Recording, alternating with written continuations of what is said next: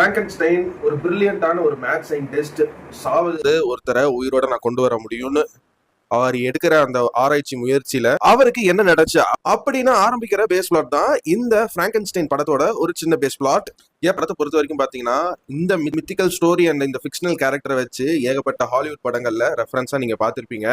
கிட்டத்தட்ட சொல்லப்போனா 1818ல மேரி ஷெல்லி அப்படிங்கிறவங்க எழுதின பிராங்கன்ஸ்டைன் அப்படின்னு நாவல்ல தழுவிதான் இந்த படத்தை எடுத்திருக்காங்க. இதுதான் இந்த நாவலை பேஸ் பண்ணி வர ஃபர்ஸ்ட் ஸ்டாண்ட் அலோன் ஃபிலிம். அந்த பிராங்கன்ஸ்டைன்ங்கிற கேரக்டர் வச்சு நிறைய படங்கள்ல ரெஃபர் பண்ணியிருப்பாங்க. பட் இதுதான் ஒரு stand alone Frankenstein film. And அந்த நாவலுக்கு மாடர்ன் ப்ரொமீத்தியஸ் அப்படின்னு ஒரு பேர் இருக்கு.